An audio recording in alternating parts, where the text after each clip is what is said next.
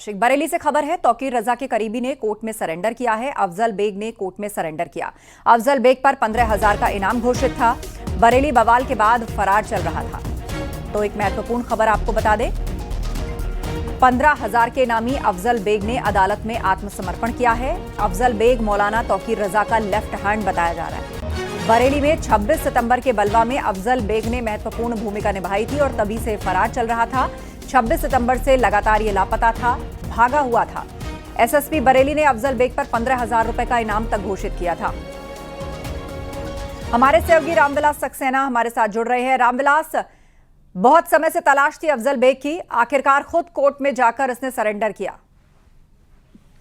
जी बिल्कुल, जैसे जैसे पुलिस की जांच आगे बढ़ रही है, पुलिस का शिकंजा जो भी 26 सितंबर को जुमा की नमाज के बाद जिन लोगों ने उपद्रव करने की कोशिश की थी, बरेली की फिजा खराब करने की कोशिश की थी, उनके ऊपर पुलिस का शिकंजा लगातार कसता चला जा रहा है।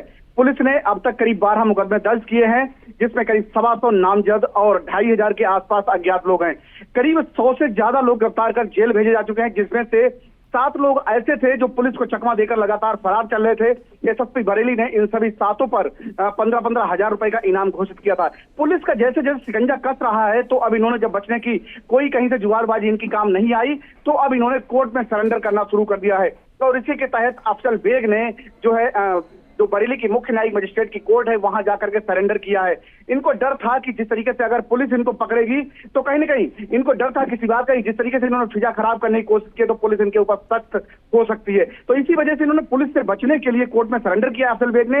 अफजल बेग मौलाना तौकीर रजा का बेहद करीबी माना जाता है, आईएमसी का नेता है। सबसे खास चीज ये, इसने 26 सितंबर को जुमा की नमाज के बाद वहां पर सर तन से जुड़ा के नारे लगाए थे, पब्लिक को भड़काया था और जो प्रदर्शन के लिए जो लोग थे उनको उकसाया था। 26 सितंबर को मैदान में इकट्ठे होने के लिए इसने उकसाया था, लोगों को बुलाया था इसने। तो कहीं ना कहीं बड़ी चीज है ये। और ये 26 सितंबर को इसने जुमा की नमाज के बाद फिजा खराब करने में महत्वपूर्ण भूमिका निभाई थी। आईएमसी को मौलाना तौकीर रजा का बेहद करीबी कहा जाता है ये। फिलहाल अभी 6 लोग अभी भी फरार हैं, जिनके ऊपर 15,000 रुपए का इनाम घोषित है। बिल्कुल बिल्कुल, और उनकी तलाश पुलिस को है। आप नजर बनाए रखिए। जानकारी के लिए शुक्रिया आपका। दीपावली से पहले अवैध पटाखों को लेकर शहर शहर छापेमारी हो रही है। प्रशासन की छापेमारी की 5 तस्वीरें इस वक्त हम आपको दिखा रहे हैं। अंबेडकर नगर में प्रशासन ने 100 क्विंटल से ज्यादा अवैध पटाखों को बरामद किया। लखनऊ के गोसाईगंज पुलिस ने छापेमारी के दौरान 1100 किलोग्राम अवैध पटाखे बरामद किए।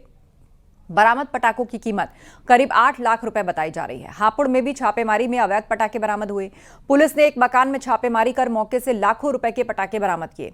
बस्ती के अलग अलग थाना क्षेत्रों में पटाखों के अवैध अड्डों पर पुलिस ने रेड मारी, जिसमें करीब 1,000 किलो अवैध पटाखे बरामद हुए। अमेठी में अवैध पटाखा कारोबारियों पर पुलिस की स्ट्राइक जारी है। पुलिस ने छापा मारकर भारी मात्रा में अवैध पटाखों को बरामद किया। बरामद पटाखों की कीमत 10 लाख से अधिक है।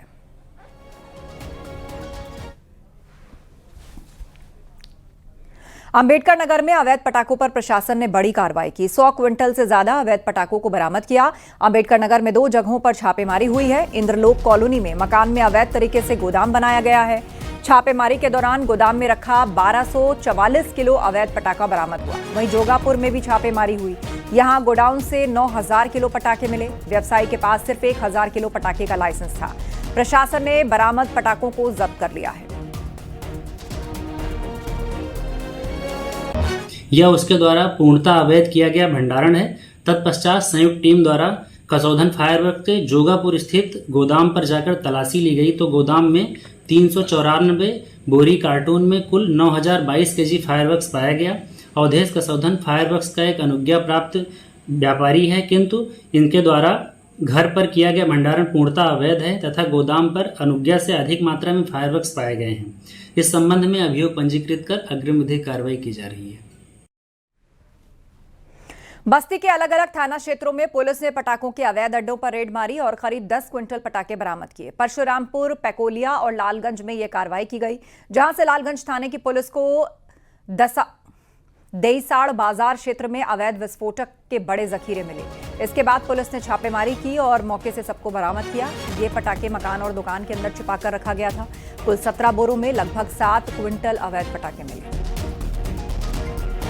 वाले त्योहारों को ध्यान में रखते हुए जनपद बस्ती में पटाखों के अवैध भंडारण को लेकर लगातार अभियान चलाया जा रहा है। इसी अभियान के अंतर्गत थाना लालगंज क्षेत्र में सूचना प्राप्त हुई कि एक व्यक्ति अपनी चूड़ी की दुकान के अंदर अवैध रूप से पटाखों का भंडारण कर रहा है। इसी सूचना के प्राप्त होते ही थाना पुलिस और स्वाट टीम ने त्वरित कार्रवाई करते हुए दुकान की जांच पड़ताल करी। इस जांच में उसके बने गोदाम में अवैध रूप से पटाखों को चूड़ी के बीच में छुपा के रखा गया था। सारे पटाखों को बरामद कर लिया गया है। इनकी बाजार मूल्य लगभग 5 लाख रुपए बताई जा रही है और कुल वजन लगभग 7 कुंतल आ रहा है। व्यक्ति को गिरफ्तार करके आगे की विधिक कार्रवाई करी जा रही है।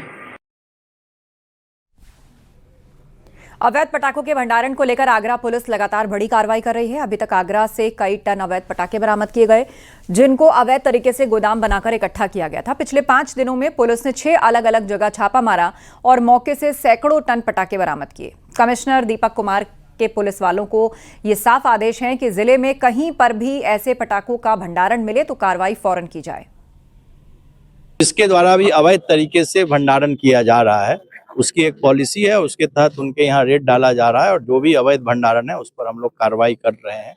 और लाखों रुपए के पटाखों को हम लोगों ने जब्त किया है और एक्सप्लोसिव एक्ट में उसको किस तरह से उस पटाखे को फिर से विनष्ट करना है उसकी भी हम लोग आगे कार्रवाई कर रहे हैं। अमेठी में अवैध पटाखा कारोबारियों में पुलिस की छापेमारी का खौफ जारी है। पुलिस ऑपरेशन सतर्क के तहत अवैध पटाखा कारोबारियों की धरपकड़ करने में जुटी है। मुखबिर की सूचना पर पुलिस ने छापा मारा, भारी मात्रा में अवैध पटाखों को बरामद किया, जिनकी कीमत 10 लाख से ज्यादा है। अमेठी पुलिस ने अब तक हफ्ते भर में 30 लाख रुपए से अधिक के पटाखे बरामद किए। उनके पास पटाखा बिक्री करने का लाइसेंस नहीं था।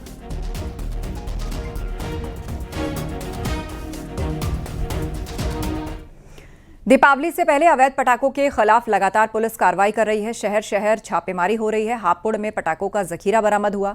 एक गाड़ी से पटाखों के 68 कार्टून बरामद हुए और जिनकी कीमत 18 लाख बताई जा रही है। इनको ट्रक में भरकर ले जाया जा रहा था। पुलिस ने ट्रक समेत एक शख्स नौशाब को गिरफ्तार किया। हापुड़ की बहादुरगढ़ पुलिस ने कार्रवाई की है।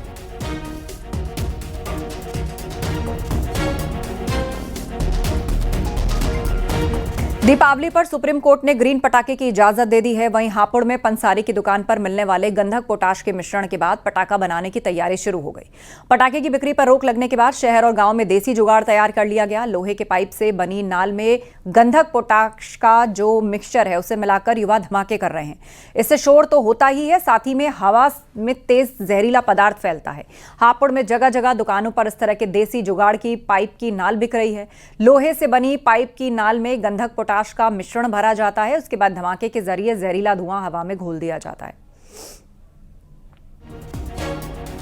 युवा वर्ग खास तौर से दिवाली पर जब पटाखों पर बैन लगा है तो देसी जुगाड़ तैयार कर लिए हैं। ये देसी जुगाड़ है, पाइप के जरिए बनाए जाते हैं और इसमें गंधक पोटाश का इस्तेमाल किया जाता है। गंधक पोटाश के मिश्रण को इसमें डाला जाता है और फिर धमाके किए जाते हैं जिससे तमाम धुआं निकलता है।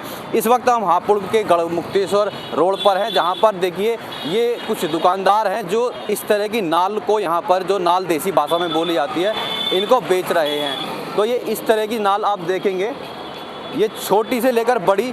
जब पटाखे पर बैन लग गया है तो लोगों ने देसी जुगाड़ तैयार कर लिए हैं, इसी से धमाके होते हैं। और ये लोग जो अपना एक आनंद लेना चाहते हैं दिवाली पर पटाखे फोड़ने का, तो इस तरह की ये नालें यहाँ पर लगी हुई हैं, तो इनको ये लोग यहाँ पर बेचते हैं। कितने रुपए की ये नाल है बेच रहे हैं आप? 300 रुपए। 300 रुपए? 300। और ये बड़ी वाली ये 400 रुपए। 400 रुपए की है। हाँ। तो दीपावली से पहले मिलावटखोरों पर भी लगातार एक्शन हो रहा है। आपको 3 तस्वीरें दिखाने जा रहे हैं। ये तस्वीरें इटावा, लखनऊ और ग्रेटर नोएडा की हैं जो आप देख रहे हैं, जहां पर कार्रवाइयां हुई हैं। इटावा के बलरई इलाके में खाद्य सुरक्षा विभाग ने छापा मारा। 300 किलो नकली मावा, 200 किलो पनीर बरामद किया। 4 लोगों को हिरासत में भी लिया गया। लखनऊ के पारा में नकली मावा फैक्ट्री का भंडाफोड़ हुआ। 802 किलो सिंथेटिक मावा बरामद हुआ। वहीं ग्रेटर नोएडा में खाद्य विभाग ने कीड़े मिलने पर 110 किलो रसगुल्ले नष्ट किए। साथ ही 128 किलो मिलावटी घी जब्त किया। मिलावटखोरों पर एक्शन की 3 तस्वीरें इस वक्त आप देख रहे हैं।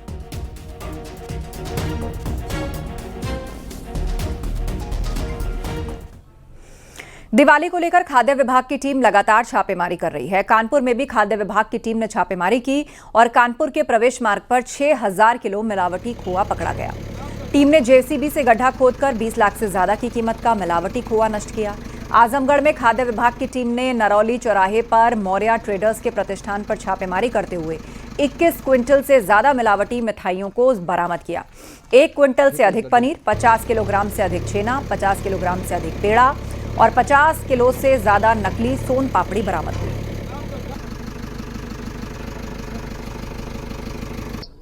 लगभग 18 कुंटल पनीर होगी और 60 किलोग्राम खोया होगा और ये 30 डब्बा लगभग जो है 30 टिन 2 किलो के जो है छेना मिठाई होगी।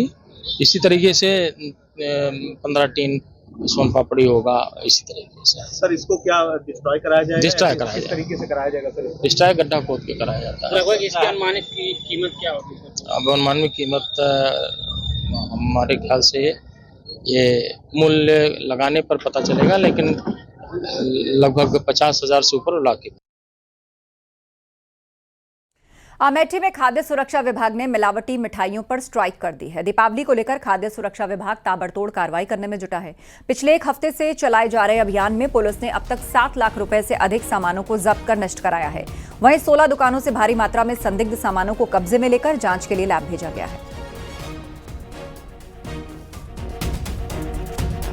को देखते हुए हम लोगों ने अभी तक कई टीमें बना करके पूरे जिले में छापामार कार्रवाई की है, जिसमें अब तक 7 लाख रुपए तक की सामग्री जब्त की है, जिसमें रंगीन खिलौने, खाद्य तेल तथा खोया इत्यादि हमने नष्ट कराया है। हमारी टीम लगातार विजिलेंट रह रही है और कहीं पर भी जैसे रंगीन खिलौना, रंगीन मिठाई या खाद्य तेल जो प्रयोग किया जाता है एक्सपायरी डेट का होता है, तो वो चीज़ों पर विशेष नज़र है और उसी पर हम लोग कार्रवाई कर रहे हैं। दीपावली त्योहार के मद्देनजर अमेठी जिलाधिकारी संजय चौहान के निर्देशन में खाद्य विभाग ताबड़तोड़ कार्रवाई करने में जुटा हुआ है। जिले से अलग अलग दुकानों से अब तक 7 लाख से अधिक के खाद्य सामानों को जब्तीकरण व नष्ट करने की कार्रवाई की गई है, तो वहीं 16 दुकानों से नमूने लेकर जांच के लिए भेजे गए हैं। दीपावली को लेकर जिलाधिकारी ने कहा है कि किसी भी तरह की मिलावट करने वालों को बख्शा नहीं जाएगा, उनके ऊपर सख्त से सख्त कार्रवाई की जाएगी। अयोध्या में रामायण पर दुनिया का पहला वैक्स म्यूजियम तैयार हो चुका है और इस म्यूजियम में त्रेता युग की जीवंत झलक देखने को मिलेगी। सीएम योगी दीपोत्सव के दिन इसका उद्घाटन करेंगे। इस म्यूजियम में एक बार में 100 लोग एक साथ एंट्री कर पाएंगे। ये म्यूजियम भक्तों के लिए आस्था का नया केंद्र बनेगा और 9,850 वर्ग फीट क्षेत्र में फैले इस पूर्णतः एयर कंडीशन म्यूजियम को बनाने में 6 करोड़ रुपए खर्च हुए हैं और यहाँ श्री राम समेत 50 प्रमुख पात्रों की जीवंत वैक्स स्टैच्यूज होंगे, जो कि रामायण की पूरी कथा को जीवंत कर देंगे। जैसे ही दर्शक अंदर कदम रखेंगे, त्रेता युग की महक और राम धुन की मधुर ध्वनि से पूरा वातावरण भर जाएगा। म्यूजियम का निर्माण साउथ इंडियन वास्तु शैली में किया गया। 2 मंजिला इस भवन में ग्राउंड फ्लोर पर रामलला के बाल रूप से लेकर सीता स्वयंवर तक की घटनाएं चित्रित हैं, जबकि फर्स्ट फ्लोर पर वनवास, लंका दहन और राम रावण युद्ध की भव्य झलक मिलेगी।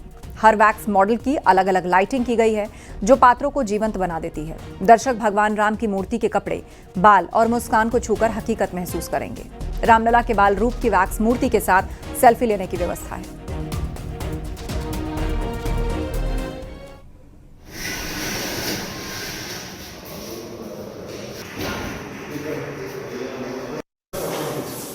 रामायण वैक्स म्यूजियम और तैयार में रेडी है, उद्घाटन के लिए वेट कर रहे हैं।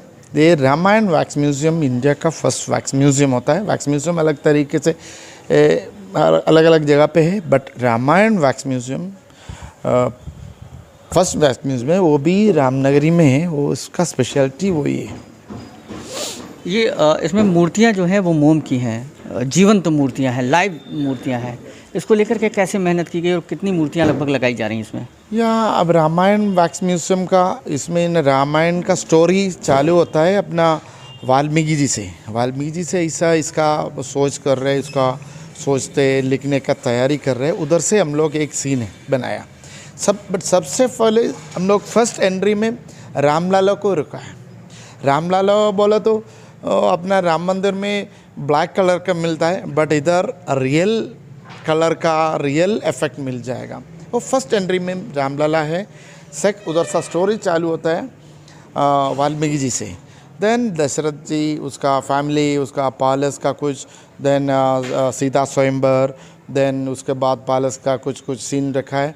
देन वनवास चालू होता है। वनवास में ऐसे घूम घूम के हम लोग को पंचवड़ी दिखा सकता है। पंचवड़ी भी एकदम शानदार तरीके से बन चुका है इधर। बलिया से एक अनोखा वीडियो सामने आया जिसे देखकर ज्यादातर लोगों को अपना बचपन याद आने लगा। यहां क्लास 1 में पढ़ने वाला छात्र स्कूल नहीं जाने की जिद कर रहा था। उसकी मां ने बेटे के दोस्तों को स्कूल बुलाया और वो बच्चे उसके हाथ पैर पकड़कर टांगते हुए स्कूल ले गए। जब ये वीडियो सामने आया तो शिक्षा विभाग के अधिकारियों ने उस मां बच्चे को डीएम कार्यालय बुलाकर उस दिव्यांग छात्र को तुरंत व्हील चेयर दिया। डीएम ने दिव्यांग बच्चे की मां की काफी तारीफ की।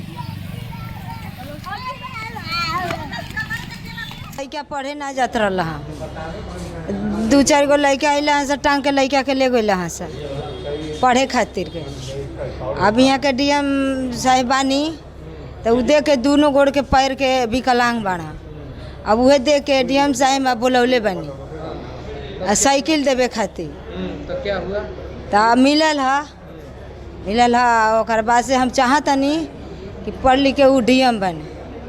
लेकिन हमने जब बच्चे को देखा तो बच्चा दिव्यांग भी है, लेकिन स्वाभाविक है, बच्चे हैं, उनकी आयु ऐसी है कि उसमें नटखट शरारत नहीं करेंगे तो कब करेंगे। बच्चे को हमने बातचीत भी करी और एक व्हील चेयर भी दिया। साथ ही साथ हमने कहा क्या पसंद है तो उसको बताया लड्डू पसंद है, तो मैंने लड्डू और चॉकलेट्स भी उसको दिए। साथ ही साथ एडमिशन्स के बारे में मैंने पूछा, एडमिशन उसका बच्चे का हो चुका है। और माँ की ऊर्जा मुझे बहुत अच्छी लगी। माँ का जो सोच है कि गांव में रहते हुए भी अपने दिव्यांग बच्चों को वो पढ़ा लिखा करके और ऊंचे ओहदे तक ले जाने का प्रयास कर रही है। मैं उसे बहुत धन्यवाद दिया और सैल्यूट करता हूँ।